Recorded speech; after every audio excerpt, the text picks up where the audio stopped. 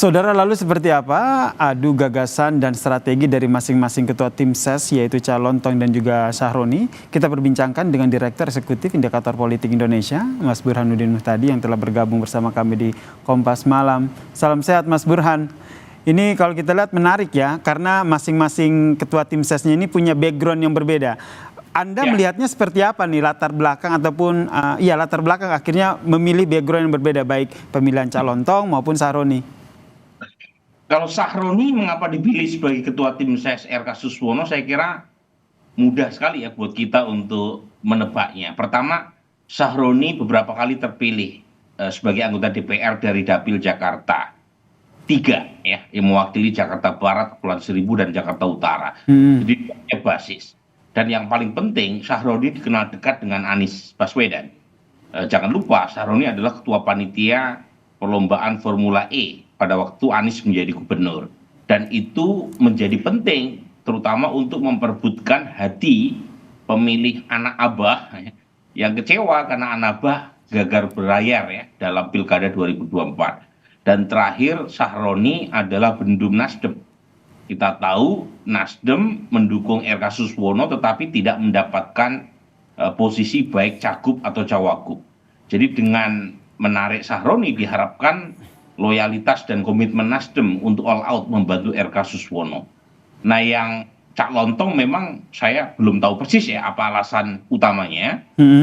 Alasan yang disampaikan oleh Mas Pramono Anung bahwa Cak Lontong ini akan memberi semacam warna keriangan dalam kampanye Pramono Anung Rano Karno.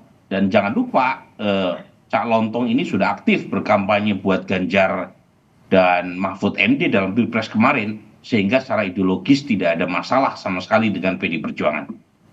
Oke, ini dua alasan ya yang tadi Anda bahas terkait dengan kenapa akhirnya dipilih Cak Lontong maupun dari Sahroni. Yang menarik tadi ketika suara dari pendukung Anies Baswedan begitu, anak Abah begitu. Apakah ini juga masih ada potensi dari Pramono Rano? Karena kalau kita lihat Pramono Rano juga sempat punya kedekatan. Kalau kemarin kan sempat ada pertemuan tuh dengan Anies Baswedan. Iya, jadi kalau dari sisi ideologis dan demografi, pemilih Anies Baswedan yang dikenal sebagai anak-anak Abah ini itu lebih dekat ke basis PKS, ya, basis RK Suswono. Karena kita tahu ya basis pemilih Anies itu umumnya berada di Jakarta Selatan dan Jakarta Timur, yang notabene kalau dari sisi keislaman itu lebih konservatif, dan pilihan partainya umumnya adalah PKS, partai-partai Islam yang lain. Nah, ini lebih dekat ke RK Suswono. Tetapi dari sisi politik ya hari ini itu anak-anak Abah terutama yang aktif di media sosial itu lebih terrepresentasikan oleh posisi ideologi PD Perjuangan yang sama-sama berada di luar pemerintahan dan sama-sama tanda kutip ya di luar dari radar atau galaksi kekuasaan. Nah, jadi tergantung dari sisi mana kita melihatnya, apakah dari sisi ideologis ataukah dari sisi politis, itu tergantung aspirasi atau preferensi masing-masing. Dan tadi kalau dijabarkan lebih banyak pendekatannya itu Sahroni begitu, dalam artian hal-hal yang akhirnya membuat kita kenapa akhirnya RK dan juga Suswono memilih Sahroni. Namun kalau kita melihat Cak Lontong ini kan seperti yang disampaikan oleh Pramono begitu, ingin membentuk sebuah politik yang riang gembira begitu. Pesan yang Anda tangkap dari masa kampanye nanti dengan membawa Cak Lontong yang merupakan seorang komika ini nanti akan seperti apa jika nanti bertarung begitu dengan Sahroni yang tadi seperti Anda sebutkan? Sebenarnya kalau ketua tim sukses itu tugas utamanya kan bukan vote getter ya. Ketua tim sukses itu manajemen partai, termasuk juga memastikan sumber daya dan sekaligus kampanye itu berlangsung sangat pas dan tepat sasaran. Jadi urusannya lebih ke manajemen dan organisasi kampanye. Tetapi kalau misalnya ada ketua tim ses yang juga punya posisi sebagai vote getter, itu bagus sebenarnya. Nah, sepertinya untuk Cak Lontong itu diposisikan sebagai vote getter. Mungkin ada orang lain di luar dari Cak Lontong yang mengatur lalu lintas dan manajemen kampanye di Mas Pramono Rano Karno. Karena kita tahu Mas Pram kan relatif telat ya masuk dalam pertarungan. Jadi diperlukan nama yang relatif dikenal oleh publik dan nama itu adalah Calontong. Jadi menurut Anda ada man behind-nya lagi nih di balik tim ses dari Pramono dan juga Rano ini ya? Dugaan saya Cak Lontong tidak disibukkan dengan urusan manajemen kampanye. Jadi dia diposisikan sebagai penarik perhatian agar bisa mengatrol popularitas Mas Pram secara lebih cepat ya. Karena kita tahu waktunya tidak panjang untuk sampai tanggal 27 November, less than 3 months, dan karenanya perlu orang-orang yang dikenal oleh publik untuk kita mengerek elektabilitas Mas Pramono Anung. Meskipun tentu kita perlu buktikan ya, apakah itu punya dampak elektoral atau tidak. Nah itu sebenarnya pertanyaan saya selanjutnya, karena kalau kita lihat terkenal oke lah, Calontong ini terkenal, tapi kalau untuk DKI Jakarta sendiri kan nama Sahroni ini kan juga tidak bisa dianggap sepele begitu. Iya betul, nama Sahroni tidak bisa dianggap sepele ya, karena kita tahu Sahroni terpilih beberapa kali sebagai anggota DPR, dan yang paling penting Sahroni itu punya kedekatan khusus dengan Anies Baswedan. Dan PR buat RK Suswono sekarang kan menarik perhatian pemilih Anies Baswedan.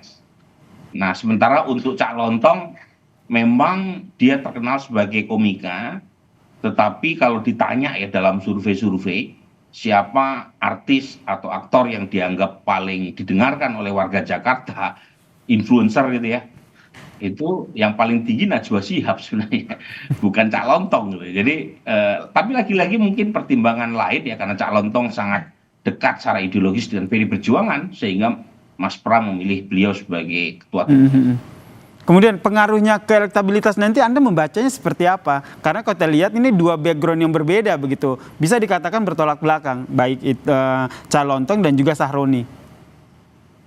Saya belum punya surveinya Yasir, jadi saya tidak bisa mengatakan efek elektoralnya. Tetapi yang pasti yang paling utama sebenarnya bukan ketua tim sesnya, tetapi produk yang dijualnya, produk tanda kutip ya. Jadi sangat tergantung oleh satu masing-masing calon gubernur atau wakil gubernurnya masing-masing. Yang kedua adalah mesin partai pendukungnya, apakah mampu atau tidak ya bekerja secara maksimum untuk bisa menaikkan elektabilitas calonnya.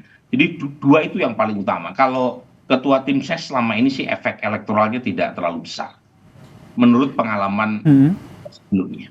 Nah, oke, terakhir nih, Anda membacanya akan seperti apa nanti pola kampanye ke depannya, baik dari Pramono Rano maupun RK Suswono ini? Nah, ini kali pertama ya, dalam beberapa pilkada terakhir di Jakarta, kita tidak punya calon incumbent yang maju lagi.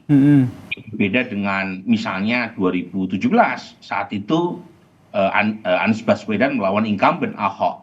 2012, Joko Widodo melawan incumbent namanya Fauzi Bowo ya, dan dalam dua pemilu sebelumnya dua-duanya dua incumbent kalah, yang menang adalah newcomer challenger.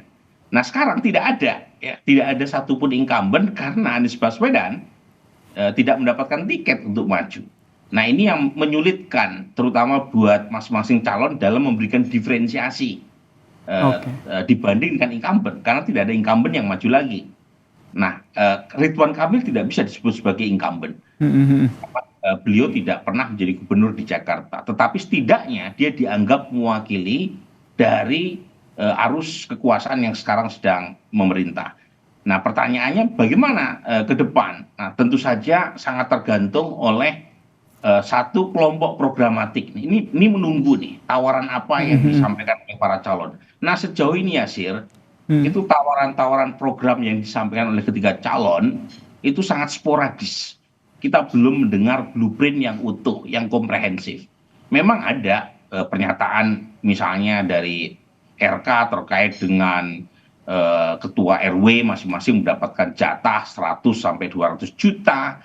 Kemudian juga ada usulan program dari Mas Pram kepada ketua RT atau misalnya Dharma Kun dan seterusnya ya. Tetapi itu tidak kita lihat Oke. baiknya secara menyeluruh dan bagaimana cara mewujudkannya. Nah, kita menunggu itu semua. Ya, kita menunggu ya, jangan sampai nanti ke depannya kampanye-kampanye itu bukan hanya harus, kita berharap ini jadinya adu gagasan ya, adu gagasan yang konkret dan tidak hanya menjual gimmick begitu ya. Kita nantikan bersama nanti dinamikanya akan seperti apa di Pilkada Jakarta. Terima kasih Direktur Eksekutif Indikator Politik Indonesia Mas Burhanuddin Muhtadi telah bergabung bersama kami di Kompas Malam. Salam sehat Mas.